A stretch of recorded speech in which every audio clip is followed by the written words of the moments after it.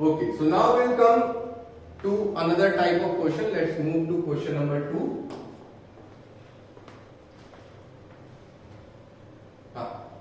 So here we can see we have to factorize this equation, or we can say it a polynomial, but as we can see it is having equal to sign as well as the degree 2, so it will be termed as quadratic equation. So we have to factorize. Factorize means we have to write it in the form of factors. As it is a quadratic, it will be having 2 factors. Let's start. So we will be going to factorize it by splitting method or middle term breaking method also. We can say both are the same way. So here first thing which we have to remember, first step, you have to multiply the coefficient of x square with the constant term, that is 2 here and 10. 2 times 10 is 20. So now first step is to take out the factors of 20.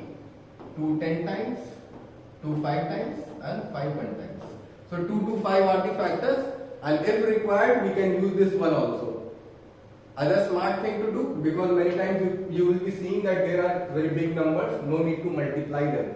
Just take out the factors separately. For the 2 it will be 2 only, and for 10 you can see the factors will be 2 and 5, right? So no need to multiply, that depends on you, but I am telling you so that if there is any confusion that will be clear. Now second step is use these factors in such a way that if you will be summing up or taking out the difference, that comes equal to 9 and the product will always be equal to 20 only. So no need to worry about product, but we have to look after the difference or the sum, whatever we are going to do. So we can see if 2 times 4, 4 and 5, 4 and 5 is 9. So we can split these numbers in the form of 4 and 5, that will be giving equal to the middle term. So let's do 2x square minus 9x can be written as minus 4x minus 5x plus 10 equal to 0. So what we did? We just changed minus 9x in the form of minus 4 and minus 5. Nothing else. Huh? We didn't change the equation. We just split it and made the equation look little different. But again we are going to simplify it. Again we are going to get the original equation only. And how we are going to decide the factors? Because many times students get confused. We decide the factors.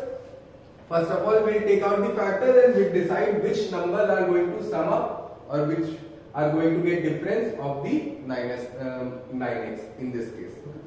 So now we can see, and one more thing in which students get confused, that 5x we should write first or minus 4x we should write first. No need to worry. You can write them in any order, the answer will always be same, so not to worry for that. Now in first 2 terms let's see what are common, and in second 2 terms let's see what is common. So here you can see 2x is common, right? So from the first term x will be remaining, and from here minus 2 will be remaining. Okay. In the second 2 terms you can see 5 is common. Okay, let's take out 5 as common only. So plus 5 we have taken out common. So here it is minus x remaining, and here it is minus, it will be, here if you will take out 5x, minus x will be remaining, and here plus 2 will be remaining. And we can see that here it is x minus 2, here it is minus x plus 2. So if the factors which are coming out to be common are not same, that means we did some mistake. So what we have to do? We have to take out the common in such a way that the common term in the first 2 terms and the common term in the last 2 terms remains equal. So instead of plus 5, if we will take minus 5 as common here, let's make it as minus 5. So it will become plus x and it will become minus 2, right? If we will take out the common as minus 5, here in the first term x will remain, in the last term minus 2 will be remaining, and it is equal to 0, right?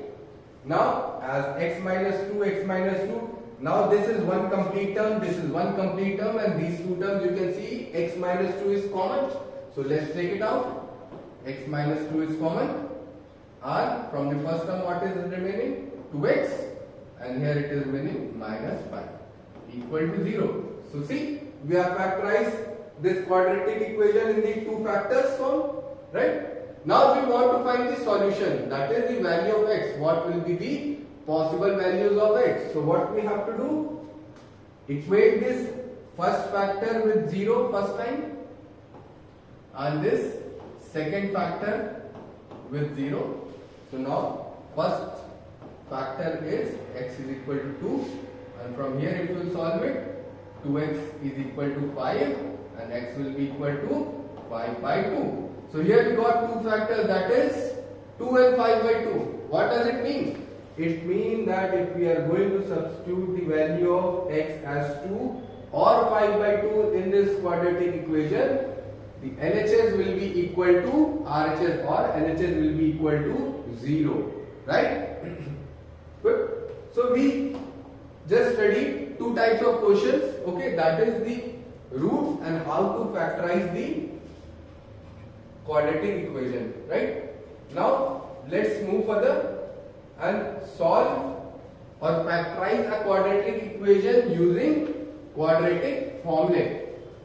Let's see firstly quadratic formula. So quadratic formula says x is equal to minus b plus minus under root b square minus 4ac upon 2a. So this is a quadratic formula. If we are too lazy, we don't want to take out the factors, we don't want to think what should be the possible arrangement of the numbers or the middle term breaking, then we can use this formula. Okay, in this formula you don't have to do anything, just take out the values of a, b and c by comparing it with the standard form and substitute all the values here and it will give you two possible values of the quadratic equation, or the two possible solution, or we can say roots, or we can say zeros. All these terms are used for roots or solutions only. Okay. So first step what we have to do, compare it with the standard equation. What is the standard equation? It is ax square plus bx plus c equal to 0. So here the value of a is coming out to be 2. The value of b is coming out to be minus 7. And the value of c is coming out to be 6, right? Now second step, substitute all these values in this formula. Let's put all the values. X is equal to minus b, that is minus into minus 7 under root plus minus under root b square. B square means minus 7 square, that is 49, minus 4 into a into c, minus 4 into 2 into 6 upon 2a. 2a means 2 into 2, that is 4. Now simplify it. So x will be equal to 7 plus minus under root 49 minus 6 for the 24 to the 48, right? 49 minus 48 is 1 and under root of 1 is 1 only. So it will be 49 plus 49 minus 48 upon 4, right? So x will be equal to 7 plus minus 1 upon 4. So the values of x will be 7 plus 1 upon 4, comma 7 minus 1 upon 4. Okay, one time we have to add 1 and the second condition we have to subtract 1. So 7 plus 1 is what? It is 8. 8 by 4. Or 7 minus 1 is 6. 6 by 4. So what are the two answers which we are getting? It is x is equal to 2 or x is equal to 3 by 2. Okay. So you can see this quadratic formula is also quite an easy method of factorizing, right? Or getting the two factors of any quadratic equation. This formula is also useful in such conditions where the solutions are going to come in decimals. Okay. In which we cannot pair up the middle term. In what way we have to split them. So this formula will be used in that form also. Now the two roots or the solutions are going to be of what nature is dependent on this term, b square minus 4ac. Okay. Now how? I am going to explain it to you right now. So we can see the quadratic formula says the solution is x is equal to minus b plus minus under root b square minus 4ac upon 2a. Okay. Suppose this b square minus 4ac is equal to 0. Let's suppose this. So x will be equal to minus b plus minus 0. So we can like ignore the 0 thing. Minus b upon 2a. And I told you that the quadratic equation will be having two solutions. But here it is only x is equal to minus b upon 2a, because this plus minus after term is gone. That means the two solutions which we are going to get are going to get the same only. For example, the solution of the quadratic equation is 2. So we can write that answer is 2, 2 because both the answer are same. So what we come to know that if this b square minus 4ac is equal to 0, then the roots are equal. Okay. And along with that, the roots will be real numbers. So we can say roots are equal and real. Okay. This thing you have to remember. And this b square minus 4ac is called discriminant. Okay. It helps us to find the nature of roots. So if you want to find the nature of roots without solving any quadratic equation, you can directly find that by finding the value of b square minus 4ac. If b square minus 4ac is equal to 0, roots are going to be equal and real. Now let's see if b square minus 4ac is greater than 0. Suppose it is any value 4, 5, 6, 7, 8, 10, 15, anything, but it is not equal to 0. Suppose it is something. So we are going to get two unique values. It will be minus b plus under root b square minus 4ac upon 2a, and there will be one value minus b minus under root b square minus 4ac upon 2a. That means there will be two values. So if b square minus 4ac is greater than 0, so there will be two roots. Roots are real and roots will be unequal. How it will be unequal? Because in one case we are adding something and in other condition we are subtracting something. So both the answer will surely going to be different. And as we can solve the square root here, because the square root of any positive number can be solved, so the values will be real only.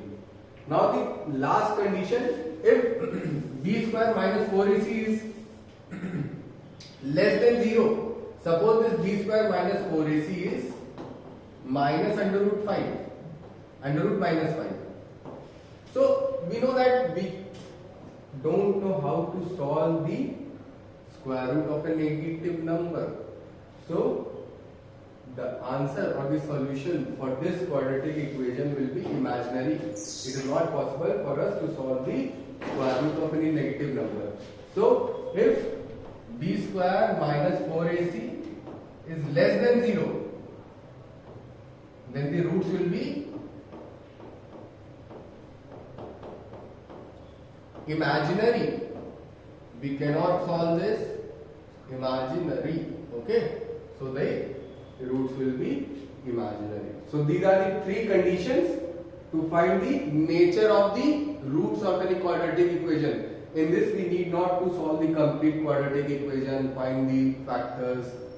We can directly find it by solving the value of b square minus 4ac. If it is equal to 0, greater than 0 and less than 0, no other than these three conditions are possible. So this is a quick and easy way to find the nature of roots. Now let's see some more question. Find the discriminant of the following equation and hence the nature of roots. So in this we have to find the discriminant and nature of the roots. So let's see. Here if you compare a is equal to 3, b is equal to minus 5 and c is equal to minus 2. What is discriminant? It is b square minus 4ac. Discriminant is represented by capital D. Okay. Let's put the values here. So it is minus 5 square minus 4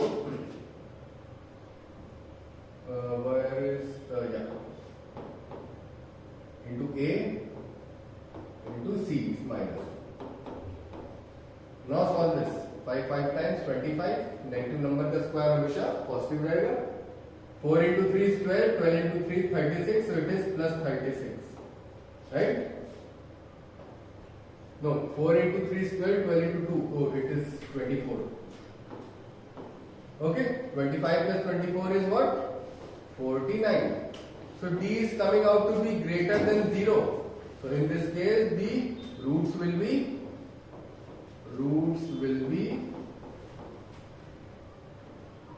real and unequal. Roots are going to be real numbers and two different roots we are going to get, right? Let's move further. We found this. Now let's come on some problem questions.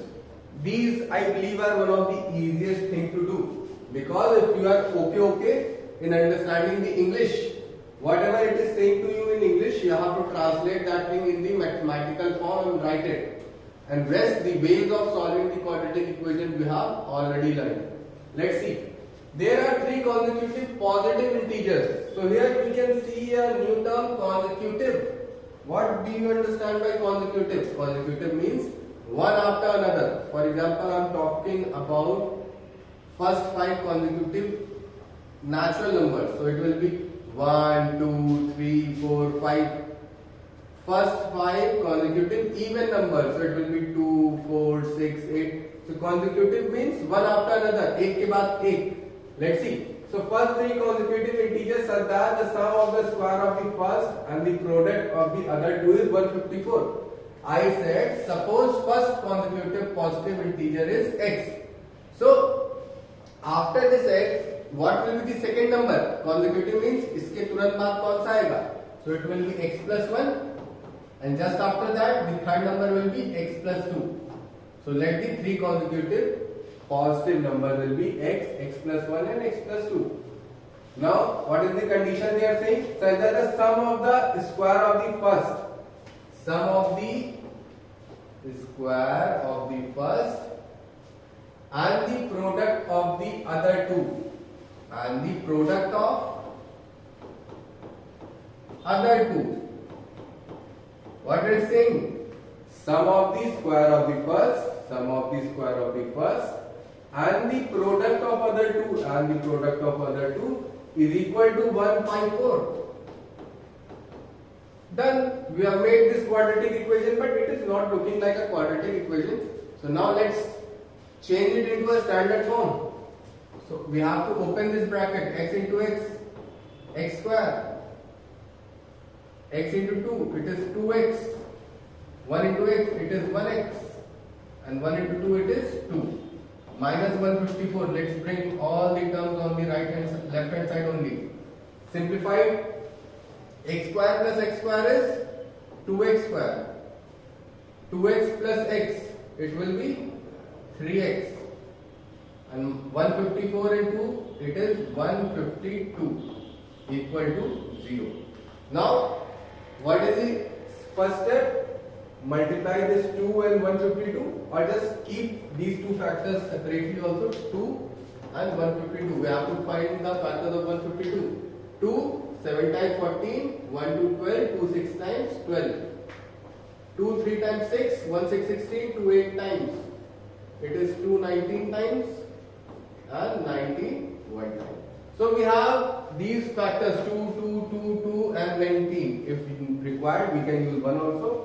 We have to pair them in such a form that the sum of product is going to give us 3. 2 2 times 4, 4 2 times 8, 8 2 is 16. 19 minus 16 is what? 3. Yes, we got the factors. So we can write it as 2x square plus 18x, plus minus 16x plus 19x minus 152 equal to 0. See, if we'll add and subtract 19 minus 16 is what? 3, and 19 into 16 is going to be 152, right? Into 2. 152 into 2, that is 304, right? So now let's see what is common term in first two. 2x So here we will be getting x and here we will be getting minus 8. Here you can see what is the first common term, 19. Here we will be getting x, here we will be getting minus 8 equal to 0. So now x minus 8 is a common term. Let's take out x minus 8 as common term. X minus 8, and in first term what we can see common, 2x, and here we can see plus 19. It is equal to 0. Now once x minus 8 equal to 0, so x will be equal to 8. In second case you have to do 2x plus 19 equal to 0. So x will be equal to minus 19 upon 2. And you can see the numbers were positive integers. So x cannot be negative. So what can be the possible values of three integers? X is equal to 8. Second term was x plus 1. So it is 9. Third was x plus 2. It is 10. So these are the three numbers. Three consecutive positive numbers which we required. Okay?